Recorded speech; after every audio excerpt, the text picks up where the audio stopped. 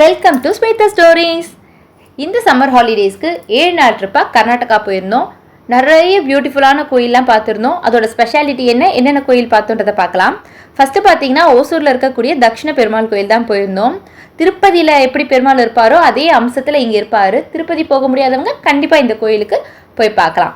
அதுக்கடுத்து பார்த்தீங்கன்னா பெங்களூரில் இருக்கக்கூடிய இஸ்கான் டெம்பிள் தான்.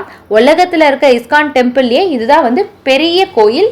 அழகாக இங்கே ராதாகிருஷ்ணரை பார்த்து முடித்தோம். இப்படியே டே 1 போயிடுச்சு. அடுத்து டே 2 பார்த்தீங்கன்னா சரவண பெலகுரா தான் பார்த்துருந்தோம். இது பார்த்தீங்கன்னா இந்த கோயிலுக்கு நிறைய ஸ்பெஷாலிட்டி இருக்குது. இது ஒரு சமண கோயில். ஒற்றை கல்லுலேயே செதுக்கியிருக்காங்க. அங்கே பார்த்தீங்கன்னா மலை மேலே ஒரு பெரிய ஒற்றை கல்லுலேயே இந்த சிலையை செதுக்கியிருக்காங்க. அதுக்கு அடுத்து ஹலவேடு தான் போயிருந்தோம். இங்கே 2 சிவன் இருப்பாங்க, 2 நந்தி இருக்கும். இது உலக பாரம்பரிய சின்னமாக யுனெஸ்கோலேயே அங்கீகரிக்கப்பட்ட ஒரு கோயில். அந்த அளவுக்கு பார்த்திங்கன்னா செவுரு, இதில் இருக்க தூண் எல்லாத்துலேயும் பார்த்திங்கன்னா ஆர்ட் ஒர்க் அப்படி இருக்கும். ஒவ்வொரு தூணும் செவரும் அவ்வளோ அழகாக இருக்கும். இங்கே நிறைய ஷூட்டிங்லாம் எடுத்திருப்பாங்க. விஜயோட பூவே உனக்காக படத்தில் வரக்கூடிய பாட்டெல்லாம் இங்கே ஷூட் பண்ணியிருக்காங்க. இதே மாதிரி ஒரு பியூட்டிஃபுல்லான கோயில் தான் பார்த்திங்கன்னா பேலூரில் இருக்கக்கூடிய ஸ்ரீ விஜய சென்ன கேசவ சுவாமி கோயில். இந்த கோயிலும் அந்த கோயிலில் இருக்க அதே மாதிரியான ஆர்ட் ஒர்க் தான். இங்கே நிறைய இருக்கும். நீங்கள் யூடியூப்பில் கூட இந்த கோயிலை சர்ச் பண்ணி பாருங்கள். சுழலக்கூடிய தூண், நகரக்கூடிய மோதிரம், நிறம் மாறக்கூடிய கல், இந்த மாதிரி நிறைய இருக்குது இந்த கோயிலில் ஆர்ட் ஒர்க் பற்றி பேசணுன்னா. திருத்தணியில் இருக்கக்கூடிய முருகர் மாதிரியே இருக்கக்கூடிய அமைப்பு இருக்கக்கூடிய சுப்பிரமணியா கோயிலுக்கு தான் அடுத்து வந்திருந்தோம். இங்கே பார்த்தீங்கன்னா நிறைய இந்த நாகதோஷங்கள் அதெல்லாம் போகிறதா இந்த கோயிலை பற்றி சொல்கிறாங்க. அடுத்து பார்த்தீங்கன்னா டே 3 தான். ஃபஸ்ட்டு தர்மசாலாவில் இருக்கக்கூடிய சிவன் கோயில் தான். இது பார்த்திங்கன்னா இங்கே சிவன் மஞ்சுநாத சுவாமியாக அழைக்கிறாங்க. இந்த கோயிலில் கல்வி, மருத்துவம், தங்குமிடம், உணவு இந்த 4 தானத்தை 800 வருஷமாக இந்த கோயிலில் பண்ணிகிட்ருக்காங்க. குறைஞ்ச வாடகை, குறைஞ்ச சம்பளம், இல்லை இலவசமாகவே இதெல்லாம் மக்களுக்கு பண்ணி கொடுக்குறாங்க இந்த தர்மசாலாவோட நிறுவனம். இங்கே பார்த்து முடிச்சுட்டு அடுத்து போனது பார்த்திங்கன்னா சிருங்கேரி. எனக்கு ரொம்ப கன்ஃபியூஸ் ஆகிறது இந்த இடம் தான். ஏன்னா இங்கே பார்த்தீங்கன்னா 4 கோயில் பக்கத்துலேயே இருக்குது. அதாவது ஒரு சரஸ்வதி கோயில் ஒன்று, 2 சிவன் கோயில், ஒரு விநாயகர் கோயில் இருக்குது. பக்கத்துலேயே இருக்குது. அதனால் எனக்கு பேரெல்லாமும் ரொம்ப வித்தியாசமாக இருந்துச்சா, அதனால் எனக்கு அதை பற்றி எக்ஸ்பிளைன் பண்ணவே எனக்கு வரலை.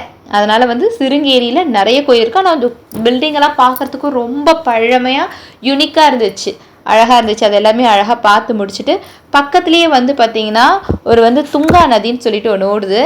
அதுக்கு மேலே ஒரு பிரிட்ஜு ஒன்று, பாலம் இருக்குது. நம்ம கோயிலை பார்த்துட்டு இங்கே ரிலாக்ஸ் பண்ணுறதுக்கு ரொம்பவே நல்லா இருந்துச்சு. 3rd டே இந்த கோயில்கள் வரைக்கும் தான் பார்த்துருந்தோம். அடுத்து பார்த்திங்கன்னா 4th டே ஃபஸ்ட்டு தாய் மூகாம்பிகை. நாங்கள் பார்த்த ஒவ்வொரு கோயிலுமே அவ்வளோ சிறப்பான கோயில்கள். எல்லா கோயிலுமே அவ்வளோ கூட்டத்தில் நின்று தான் சாமி பார்த்தோம். பார்த்திங்கன்னா நிறைய அந்த சாமி ஊர்வலமாக கொண்டு வருவாங்க பார்த்திங்களா, அந்த மாதிரி க்யூவில் நிற்கும் போதே கூப்பிட்டு வந்தாங்க. அதெல்லாம் பார்த்துட்டு இருந்தோம். நிறைய க்யூ தான் நின்று தாய் மூகாம்பிகைக்கு பார்த்துட்டு வந்தோம். ஏன் அவ்வளோ கூட்டம்லாம் இந்த கோயிலுக்கு வருது? இப்போ பார்த்திங்கன்னா கூட விஜய் கூட இந்த கோயிலுக்கு தான் போயிருக்காரு. இப்போ ரீசெண்டாக போயிருக்காரு. அப்படி ஸ்பெஷாலிட்டி இந்த கோயிலில் என்ன இருக்குதுன்னு பார்த்தீங்கன்னா, எப்படி சொல்கிறது, லக்ஷ்மி, சரஸ்வதி, பார்வதி இந்த 3 அம்மனுமே தனித்தனியாகவே ரொம்ப ஸ்பெஷல் தான். இவங்க எல்லாமே சேர்ந்த ஒரு உருவமாக இந்த தாய் மூகாம்பிகை காட்சி தராங்க.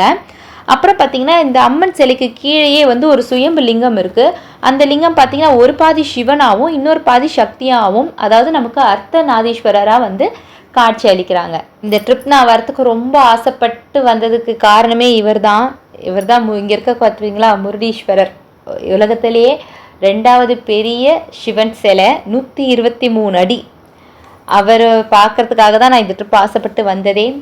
அங்கே பார்த்தீங்கன்னா சிவன் மட்டும் இல்லை, 237 அடி கொண்ட ராஜகோபுரம். அந்த ராஜகோபுரத்தோட உச்சியில் போயிட்டு நம்ம அந்த ட்ரோன் வியூவில் அங்கே இருக்க பீச்சு, சிவன், இது எல்லாத்தையுமே பார்க்குறதுக்கு அவ்வளோ சூப்பராக இருந்துச்சு. பக்கத்துலேயே பீச் சொல்லவே தேவையில்லை. ஒரு நாள் ஃபுல்லாக இங்கேயே ஜாலியாக டைமை ஸ்பெண்ட் பண்ணலாம். அவ்வளோ சூப்பராக இருந்துச்சு. அடுத்து பார்த்தீங்கன்னா இது தொடர்ந்து உடுப்பியில் இருக்கக்கூடிய கிருஷ்ணர் கோயில் தான் வந்திருந்தோம். எல்லா கோயில்லையுமே கூட்டம் தான். ஏன்னா அவ்வளோ சிறப்புகள் இருக்குது இந்த கோயிலில். இந்த கோயிலில் பார்த்திங்கன்னா கிருஷ்ணரை ஒரு பாலகன் வடிவில் பார்க்கலாம். பாலகிருஷ்ணராக இந்த இடத்துல கிருஷ்ணர் காட்சி தராரு. பெரிய லைன், அழகான அட்மாஸ்பியர், அழகாக மூவ் ஆகிடுச்சு. ஸோ அழகாக பார்த்து முடிச்சு. அதுக்கடுத்து பார்த்திங்கன்னா ஃபுல்லாக மைசூர் தான். மைசூரில் இருக்கக்கூடிய சின்ன அனுமான் கோயில், பெருமாள் கோயில் ஒன்று பார்த்தோம். அதுக்கப்புறம் அங்கே இருக்கக்கூடிய கவர்மெண்ட்டோட ஒரு ஷாப் ஒன்று போயிட்டு சுற்றி பார்த்துருந்தோம். அதெல்லாம் விட ரொம்ப முக்கியமாக பார்த்தது பார்த்திங்கன்னா மைசூர் பேலஸ். சூப்பராக இருந்துச்சு. ராஜாக்கள் வாழ்ந்த இடம் படத்தில் காட்டும்போது கொஞ்சம் அதிகமாக காட்டுறாங்க அப்படின்னு நான் நினச்சிருக்கேன். ஆனால் பார்த்திங்கன்னா இப்படியெல்லாம் இருந்திருப்பாங்களான்றது நேராக பார்க்க முடிஞ்சுது. ரொம்பவே சூப்பராக இருந்துச்சு. அப்படியே வியக்கிற மாதிரி இருந்துச்சு பார்த்து. அழகாக அங்கேருந்து மைசூர் பேலஸையும் ஃபுல்லாக சுற்றி பார்த்து முடிச்சிட்டோம். அதுக்கு அடுத்து பார்த்திங்கன்னா மைசூர் சாமுண்டீஸ்வரி கோயில் தான் போயிருந்தோம். இந்த அம்மன் மகிஷாசுரனை வதம் பண்ணதுனால மகிஷாசுர மர்தினின்னு சொல்கிறாங்க. இது 18 சக்தி பீடங்களில் ஒரு கோயிலாக இருக்குது. இவ்வளோ பவர்ஃபுல்லான வைப்ரேஷன் இருக்க ஒரு கோயிலை பார்த்து முடிச்சிட்டோம். இப்படி பவர்ஃபுல்லான வைப்ரேஷனோட கோயிலை பார்த்து முடிச்சுட்டு அடுத்து வந்த இடம் தான் பார்த்திங்கன்னா பிருந்தாவனம் கார்டன். பிருந்தாவனம் கார்டனில் பார்த்திங்கன்னா ஒரு லேக் இருக்குது. அங்கே போட்டிங் போகிறதுனா போகலாம். அதுக்கப்புறம் அங்கே கார்டன் நிறைய, இப்போ ஊட்டிலலாம் எப்படி நமக்கு நிறைய ஃப்ளவர்ஸ்லாம் வச்சு கார்டன் இருக்குமோ அதே மாதிரி தான் கார்டன்லாம் இருந்துச்சு. அப்புறம் டான்ஸிங் வாட்டர், அப்புறம் லைட்டெல்லாம் போட்டுட்டு மியூசிக் வர மாதிரியெல்லாம் இருந்துச்சு. இந்த மாதிரி பார்த்து முடிச்சிட்டோம். அதுக்கு அடுத்த நாள் பார்த்திங்கன்னா முதுமலை வழியாக, ஃபாரஸ்ட் வழியாக அப்படியே சில அனிமல்ஸ் எல்லாம் பார்த்துட்டே ஊட்டிக்கு போயிட்டோம். காலையில் ஊட்டியில் பார்த்திங்கன்னா ஒரு போட் ஹவுஸ் ஒன்று போயிருந்தோம். ஹனிமூன் போட் ஹவுஸ் சொல்லிவிட்டு ஒரு போட் ஹவுஸ் ஒன்று போயிருந்தோம். அதுக்கப்புறம் பார்த்திங்கன்னா அங்கேயே இருக்கக்கூடிய அந்த டீ ஃபேக்ட்ரி அதெல்லாம் பார்த்தோம். அதுக்கப்புறம் பார்த்தது பார்த்திங்கன்னா கர்நாடகா கார்டன். அதாவது ஒரு சில இடத்துல நிறைய இடங்கள் பார்த்தோம். ரொம்ப முக்கியமாக நமக்கு இம்ப்ரெசிவாக இருந்தது பார்த்திங்கன்னா ஊட்டியில் இந்த இடம் தான். இங்கே பார்த்திங்கன்னா என்ட்ரி ஃபீஸ் பார்த்திங்கன்னா பெரியவங்களுக்கு 100 rupees, குழந்தைங்களுக்கு 50 rupees சார்ஜ் பண்ணுறாங்க. நல்லா பெரிய கார்டன், நல்லா கலர்ஃபுல்லான பூக்கள், அதை ரோஸ் கார்டன், இந்த மாதிரி செடிங்களெல்லாம் விலங்கு ஷேப்லலாம் கட் பண்ணி வைக்கிறது, இந்த மாதிரி பார்க்குறதுக்கே கண்ணை கவர்ற அளவுக்கு பெரிய ஒரு கார்டன். மேலே பிரிட்ஜில் பார்க்கும்போது பார்த்திங்கன்னா ஹைட்லேருந்து அந்த வியூவே பார்க்குறதுக்கு அவ்வளோ சூப்பராக இருந்துச்சு. இதை பார்த்து முடிச்சுட்டு அடுத்து ஒகேனக்கல். என்னடா இவ கர்நாடகா ட்ரிப்புன்னு சொல்லிட்டு தமிழ்நாடு வழியாக வந்துட்டுருக்கானா, தமிழ்நாட்டிலேருந்து போயிட்டு திருப்பி வரணும் இல்லையா, அதனால் அப்படியே தமிழ்நாட்டில் இருக்க இடங்களெல்லாம் கொஞ்சம் சுற்றி பார்த்துட்டே வந்தோம். வரும்போது ஃபுல்லாக அடுத்த நாள், இதுதான் லாஸ்ட்டு நாள், ஃபுல்லாக ஒகேனக்கல் தான். அங்கே சொல்லவே வேண்டாம், அங்கே இருக்கக்கூடிய படகு சவாரி, பரிசல் சவாரி, சூப்பரான வியூவில் அழகாக நிறைய ஷூட்டிங் எடுத்திருக்காங்க இந்த இடத்துல. அங்கே இருக்கிறவங்க நல்ல பீப்புள்ஸாகவும் தெரிஞ்சாங்க. அவங்க கூட அந்த பரிசல் சவாரியை ஜாலியாக என்ஜாய் பண்ணிட்டு இருந்தோம். அதுக்கப்புறமா ஒகேனக்கல் அருவியில் போயிட்டு கொஞ்சம் நேரம் குளிச்சுட்டு அங்கே நிறைய நான்வெஜ் கடைகள்லாம் இருந்துச்சு.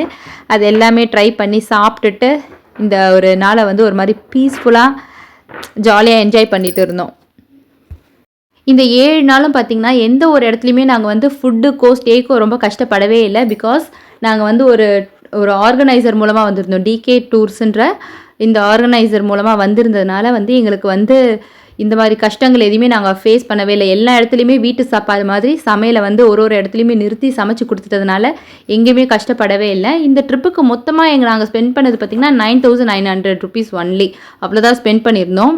இந்த பட்ஜெட்டில் சேஃப் அண்ட் செக்யூராக எங்களை இந்த ட்ரிப்புக்கு கூட்டிகிட்டு போயிட்டு வந்த டிகே டூரிசம் அண்ட் ட்ராவல்ஸ்க்கு என்னோட நன்றியை இந்த இடத்துல நான் தெரிவிச்சுக்கிறேன்.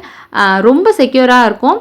பின்னாடி அவங்க போகக்கூடிய டூர்லாம் இன்னும் அடுத்த மாதத்தில் பிளான் பண்ணியிருக்கிறதெல்லாம் நோட்டீஸை நான் இதோட கடைசியில் கொடுக்குறேன்.